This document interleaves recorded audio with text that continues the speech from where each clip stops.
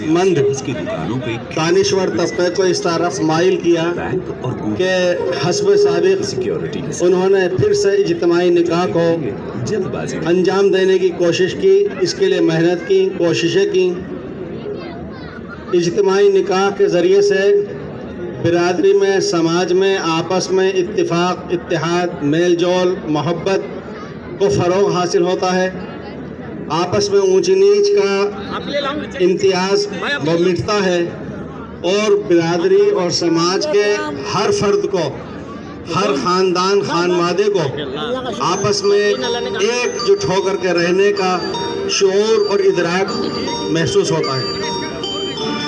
اسی کے ساتھ ساتھ جہاں پر برادری اور سماج کے ذمہ داران اور حساس طبقے نے غور و فکر کر کے اپنے سماج کو فضول خرچی سے، لایعنی اخراجات سے بچتے ہوئے، اور وہ پیسہ جو ہم اور آپ رسومات پہ، خرافات پہ، چند گھڑیوں کی خوشی و مسرت کی خاطر بے دریغ بہا دیتے ہیں، اس پیسے کو اپنی آنے والی نسل کے تحفظ اور بقا کے لیے، دین کے فروغ کے لیے اور اقتصادی اور مالی اعتبار سے طاقتور بنانے کے لیے استعمال کرنا چاہیے۔ ہمارے ہاں آج بھی اس بات کی بہت کمی ہے کہ جدید تعلیم سے آراستہ پیراستہ افراد اپنے سماج میں ہونا چاہیے۔ یہ جو 1.5-2 سال کا عرصہ گزرا ہے، اس درمیان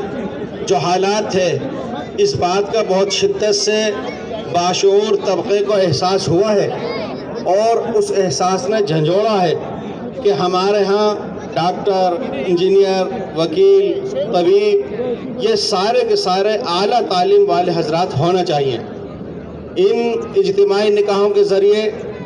صرف یہی مقصد نہیں ہوا کرتا کہ ایک جگہ بیٹھ جائیں گے، مل لیں گے تو پورا طبقہ، پورا سماج ایک دوسرے کو دیکھے گا، تعارف بھی ہو جائے گا۔ اس کے ساتھ ساتھ یہ بھی ہے کہ ہم اپنے اخراجات کم کر کے اور تعلیم کے اوپر، ایجوکیشن کے اوپر، ہاسپٹل بنانے کی طرف، ان چیزوں کی طرف دھیان دیں۔ سرزمین جے پور میں بعض برادریوں کے بزرگوں نے کچھ ایسی جگہیں پرانے زمانے میں قائم کر لی کہ آج وہ قومیں، وہ برادریاں، وہ سماج ان بزرگوں کی رکھی ہوئی، بنائی ہوئی عمارتوں سے آج فائدہ اٹھا رہا ہے۔ بہت سے حضرات نے اس دور میں بھی کوشش اور محنت کر کے، یہاں پر محترم جناب عبداللطیف آرکو صاحب بھی تشریف فرما ہے، بہت سے حضرات وہ ہیں جنہوں نے اپنے سماج کے لیے موجودہ دور میں تگودو کر کے، سرکاری سطح پر کوششیں کر کے، قوانین کو استعمال کرتے ہوئے اپنے سماج کے لیے بہت کچھ حاصل کرنے کی کوشش کی۔ ابھی بھی اپنے سماج کو اور دیگر بہت سی برادریوں کو شہر جے پور کے اندر جو قدیم بستے چلے آ رہے صدیوں سے، اس بات کی ضرورت ہے کہ جن کے ہاں شادی خانوں کا نظم پہلے سے نہیں ہے، ان کے اتنے بڑے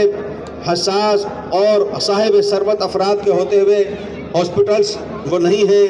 اور کالجز نہیں ہیں، تو برادری اور سماج کے ان ذمہ داران حضرات کو، تعلیم یافتہ افراد کو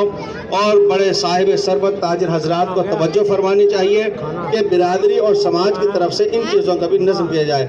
میں تہہ دل سے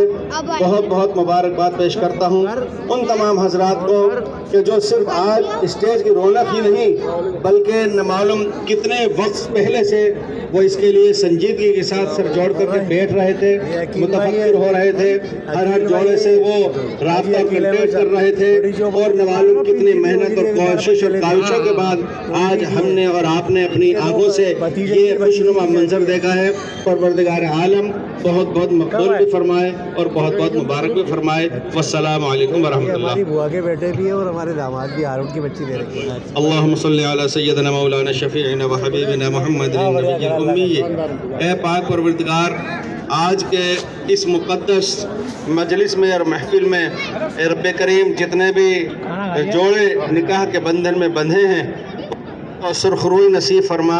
ایمان کی سلامتی، عافیت اور صحت اور تندرستی کے ساتھ اے رب کریم ہر ایک کو پاک پروردگار بہتر اور اچھی زندگی نصیب فرما، اے رب کریم خوشگوار زندگی نصیب فرما، میاں بیوی میں الفت، مودت، محبت نصیب فرما، اور تمام خانوادوں میں آپس میں اتفاق، اتحاد عطا فرما۔ اے رب کریم سماج کو دین اور دنیا اور تعلیم اور اقتصادی، مالیاتی ہر اعتبار سے ترقیاں نصیب فرما، دن دونے رات چوگرین ترقیات عطا فرما۔ ربنا تقبل منا انك انت السميع العليم وتب علينا انك انت التواب الرحيم برحمتك يا ارحم الراحمين۔